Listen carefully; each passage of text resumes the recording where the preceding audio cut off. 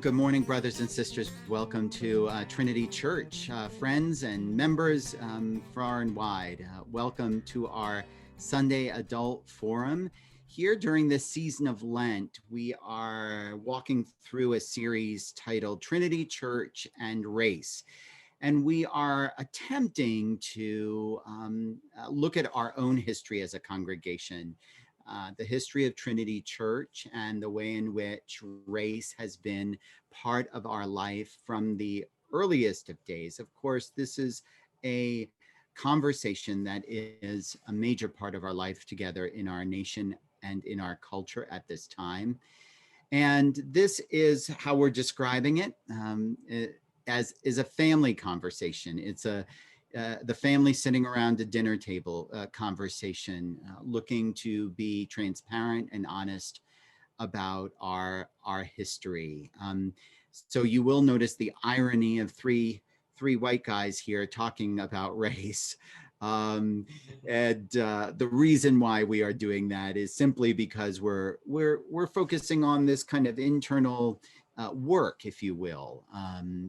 The work that we are doing to understand who we are and our own history. And today we welcome the Reverend Jim Abbott.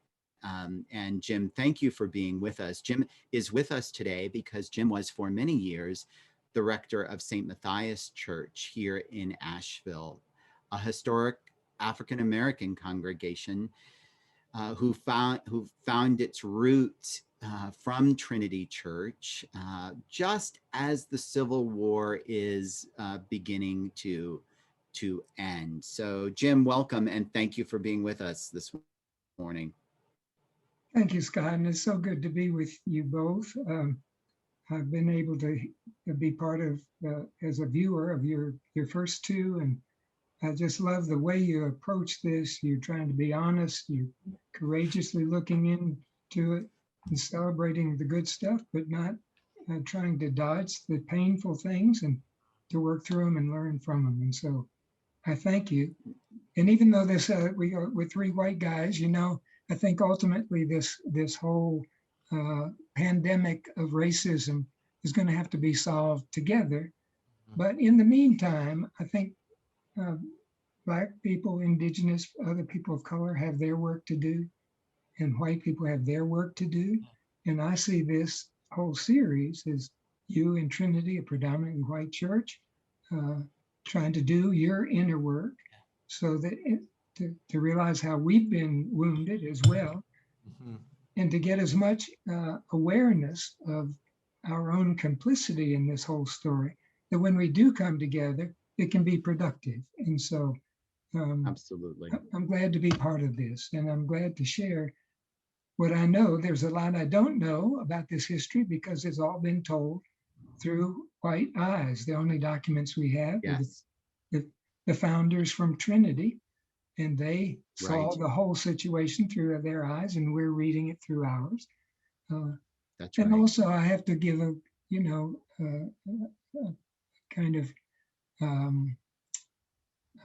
admission that and a confession that I don't see myself as an expert in this. Okay. Thank you. The more I get into this, the more I know I don't know, and the more I realize the subtleties of racism and how they've invaded my own psyche, and how much, if we see racism as a virus, how much I'm a carrier of it, even when I don't have obvious symptoms on the outside. So we're all trying to deal with this as best we can and learn from it. Amen. Thank you. That very well said. Thank you so much, Jim. And I know I thank you for admitting with us, David and myself, that we're not experts. Though I do want everyone to know that you wrote a wonderful book titled Unfinished Journey, A Brief Racial History of the Diocese of Western North Carolina. And it was part of your work with the Commission to Dismantle Racism in our diocese. So thank you so much for this work, Jim. And it's from your work that we learn at least part of this history, as well as from documents that we have. So we've done a few sessions already. We've looked a little bit at the earliest days of Trinity Church. Trinity began really in 1849, well before the Civil War, although when rumblings of secession were already in place in the nation. And now we've gone, Trinity's first rector was a long rectorate. I don't expect mine will be as long as his. 1849 up until 1891, through all of the Civil War and the beginnings of Reconstruction. And we have this, we could not talk about and enter into a conversation of Trinity's history and race without mentioning and noting Trinity's relationship to freed slaves, the rector's relationship, the earliest members of the church relationship, and the beginning of what at the time was called Trinity Chapel. And the history that I could repeat is that soon after, or just as the Civil War was beginning to end, both the rector, Jarvis Buxton, and a number of members, Thomas Patton, General Martin, were instrumental in creating a school for the freed slaves at the time. And can you just tell us a little bit about, from your knowledge, how that history unfolded? Okay, well, it's very interesting, and I think we have to look at it in context, because this was right at the end of the Civil War, and that, of course, was a incredibly difficult time with a lot of lost life.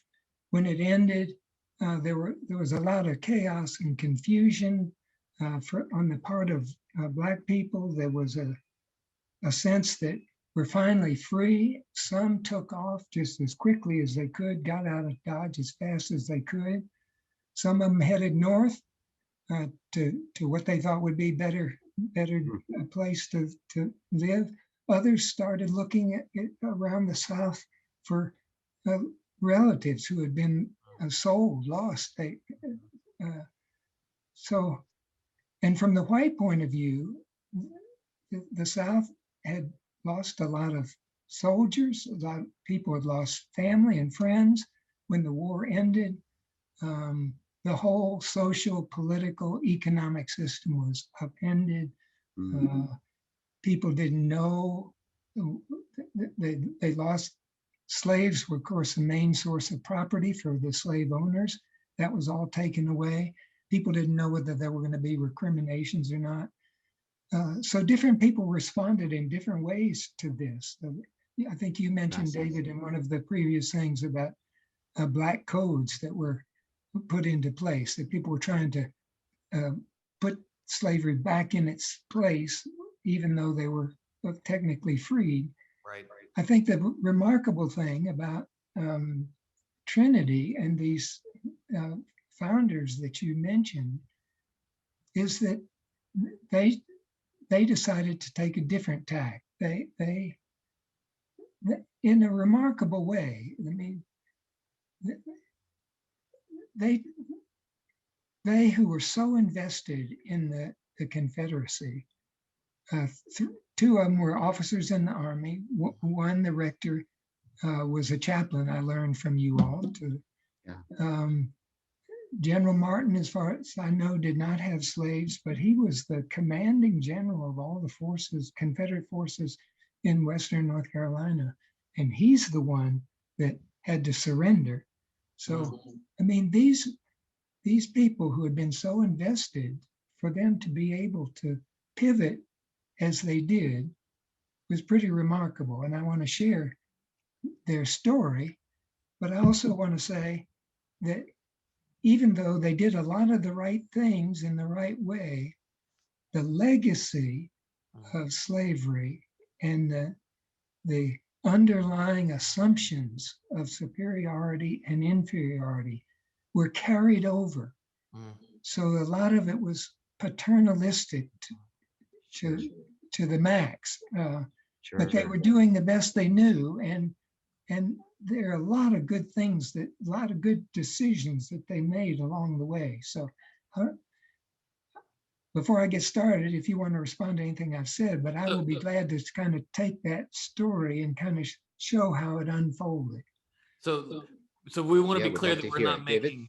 We want to be clear that we're not making everybody out to be glorious heroes or anything like that. Right. In some cases, like we all do in our lives, we stumble into the right thing. Sometimes not with the perfect motivations, but I think that's a really helpful frame of mind to remember that the history we receive about the founding of St. Matthias tends to be that white perspective. So yeah, lead us on, Jim. Lead us on. Okay, well, let me share a primary source. In 1897, which was some 32 years or so after the beginnings, Captain Patton wrote a memoir in which he was reflecting on the first years of St. Matthias. And here's what he wrote. He said, in the summer of 1865, when everything in the South looked gloomy indeed, you can tell that he was writing from a white point of view. Sure. There were found in the little village of Asheville a good, brave man and his wife, equally good and brave, whose faith looked beyond the things that were seen and wisely realized the grand opportunity which was offered to their church to do effective work among the colored people, then generally spoken of as the freedmen. These people were General and Mrs. James Green Martin. Their work was started in Trinity Church, where each Sunday afternoon, a crowd of colored people were collected. Now, get that image. A crowd of colored people were collected and drilled in the catechism. You can tell that not only white, but a general, of the Right. drilled in the catechism and other teachings of our church. It is well remembered by some how heartily the learners sang the chants, hymns, responses, and repeated the catechism Sunday after Sunday, much to the amusement and perchance ridicule of some who thought themselves wise. The result has proven who were the truly wise in those distant days. Interesting. So you can tell from that there was some opposition from within Trinity, but they were wanting to do whatever they could to help get the freed slaves on their feet. And you mentioned that the first was Trinity Chapel. Actually, the first iteration of St. Matthias was called the Freedmen's Church. Right. And it was a church within a church, a lot like the Church of the Advocate today. Right. That it was kind of separate, but is under the same roof. And Father Buxton was the priest to both congregations. So they got started real soon after the war. In 1867, some of the ladies of the church started a Sunday school for the children, the colored children. Somewhere around 1870, Captain Patton gave 5 acres of land in the East End neighborhood where St. Matthias is now. And the rector and the vestry started raising money to build a building there. And in 1870, the parish of Trinity started not 1, but 2 parochial schools. It was interesting. Interesting. There was no formal education apparently in Asheville at the time. So the Father Buxton reported to the convention that they created 2 schools, one for white and one for black. And at the same time, they were building the first building on the site that Captain Patton had built. And when they built that building, they built it on two levels. The upper level was for worshiping, and the lower level was for Sunday school and for this new parochial day school. And it was amazing. I have some statistics. Father Buxton reported to the 1868 convention that there were 25 white catechumens at Trinity and 36 colored catechumens. In 1869, there were 40 white catechumens and 90 colored catechumens. So Fascinating. they were brought over en masse to their new home. And at that time, they received a new name, Trinity Chapel. I see. If I'm not mistaken, the idea of teaching Black people to read, particularly right after the Civil War, was not. Was that a common kind of thing that churches were doing at that time? My sense was that back at least in the 1830s, well before that, there were official laws that forbid the teaching, that forbid literacy amongst slaves. And I don't know the history of when that mentality, that resistance changed. I think, that law was passed, a constitutional change forbid all Blacks from being taught to read and write, free ones as well, because they didn't want any insurrection.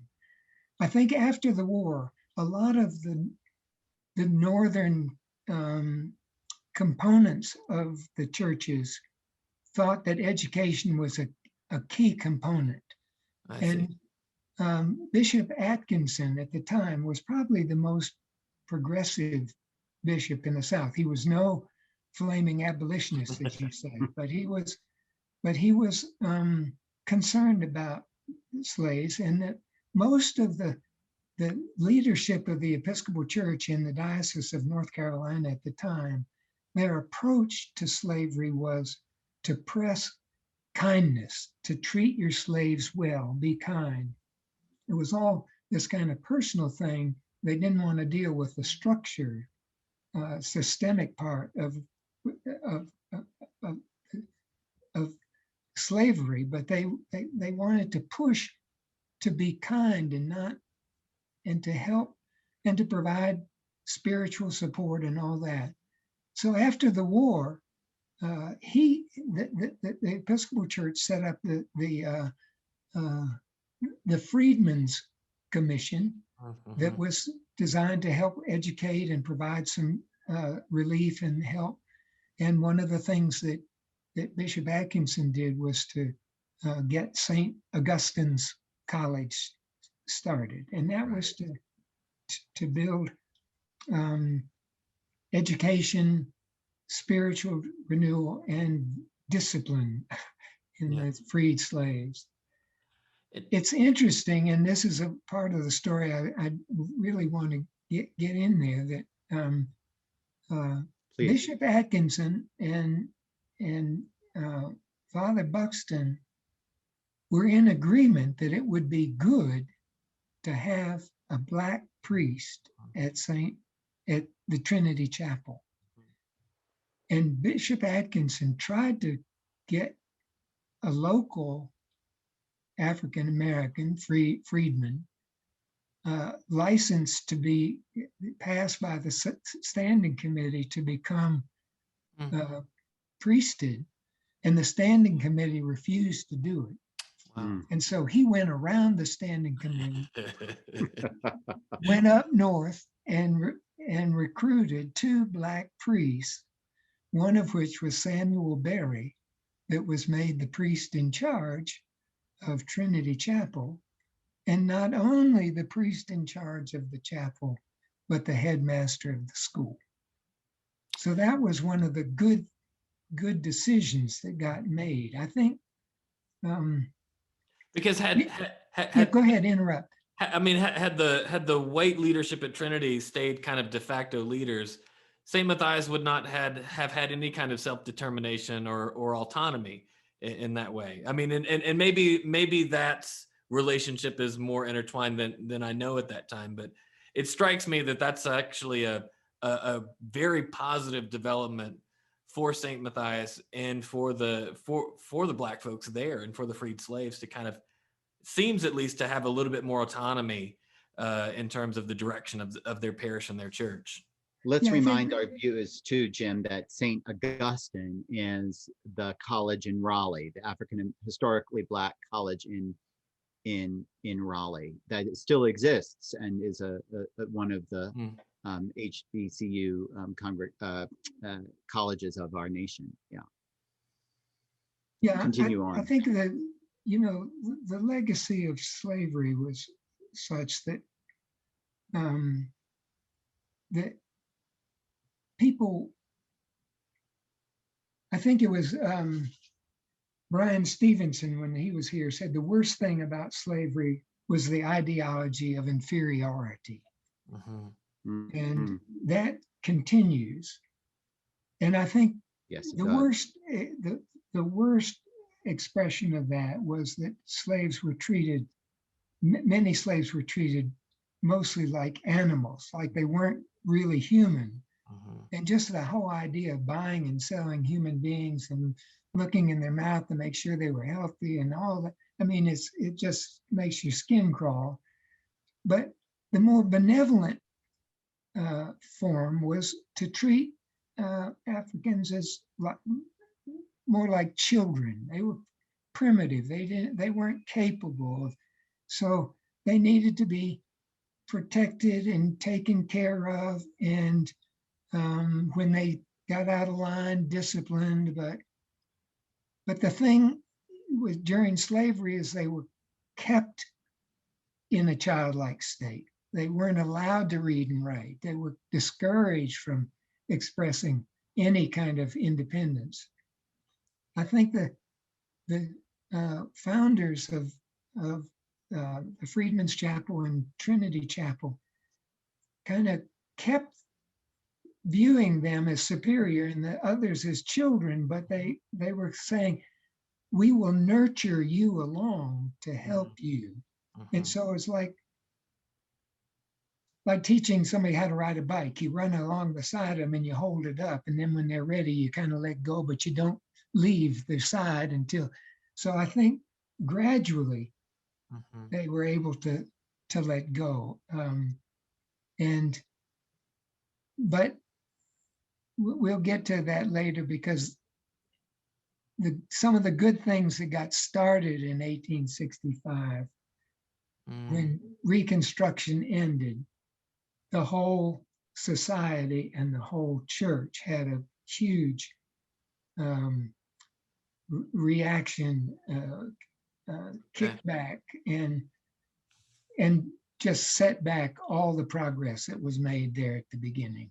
It was, but they tried to do it and tried to give them as much independence as possible, but also with all their benevolence, there was also an element of control in there. It was still paternalistic. Yeah, and it's like, if we just let these folks off on their own, totally, we don't know where that'll go. So let's give them some freedom, but let's maintain control. So there was still a power dynamic that was going on between Trinity and St. Matthias at that time, an unhealthy white supremacist power dynamic that viewed white people as better. And that's marked the history of Blacks in the Episcopal Church.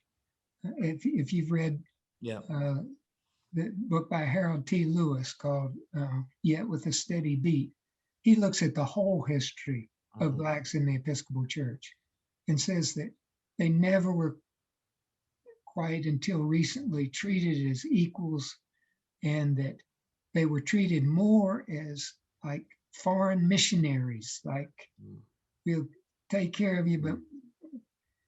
But Bishop Atkinson, from the beginning, pretty much from the beginning, the priests that he brought here had a seat, voice, and vote in the convention, And when St.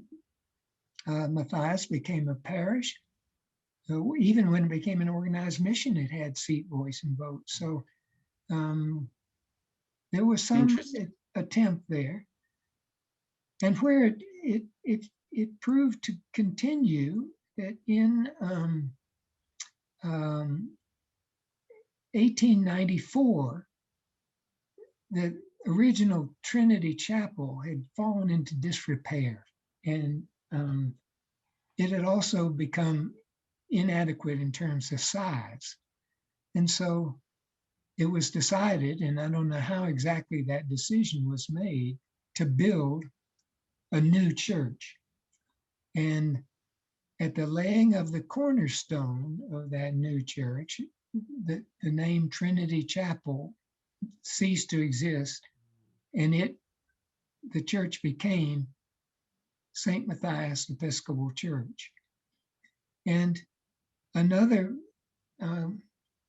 positive thing was that the person selected to be the contractor was an African American, a member of Trinity Chapel, who had been born a slave, who did not have much formal education, who hung around construction sites as a child and learned the business. And at about age 35, got the big break to build St. Matthias. We don't know who the architect was, but the building that was built between 1894 and 1898, and the chapel added a few years later, is a magnificent building. It was almost as big as Trinity Church. It seated 500 people. Many of the Black churches in the South were little frame churches. This is a substantial church. And later in this memoir of Captain Patton, he talked about how the members of St. Matthias helped put their funds into it too, so that it wasn't just done by Northerners and rich white people. And so the building itself is pretty remarkable building. In fact, it was considered to be the cathedral at one time when the diocese was looking to have a cathedral because of its size. But for lots of reasons, good and bad, it was not selected. But anyway, what we're trying to say, I think, is that the Trinity did a lot of things right, even out of a paternalistic mode. But the basic kind of underlying ideology of slavery continued to roll through history, and it continues today. We are still dealing today. And you mentioned post Reconstruction, the progress that was made kind of unraveled a little bit for a variety of reasons. Trinity hung in there for a long time because Reconstruction ended in 1876, so it was just a 10-year thing. And that's when things started. I don't know how many of your viewers are aware of the Wilmington massacre and coup d'etat in 1898. That was when North Carolina took a hard turn toward the right and disenfranchised Blacks and just put white supremacy in the driver's seat once again, like it had been before the war. But that Wilmington massacre and coup d'etat was in 1898, just as St. Matthias, the original part of St. Matthias, was completed. And it wasn't until later that some of the real backlash seeped in. And so I want to get us to the end. I know we got to close in a minute, but I want to just say. Sure, yeah, please. That, yes, please. In 1920, which would have been, 22 years after the Wilmington massacre, and in the throes of Jim Crow South, St. Matthias, the vestry, some of the lay leaders decided that they wanted to become a self-sustaining parish.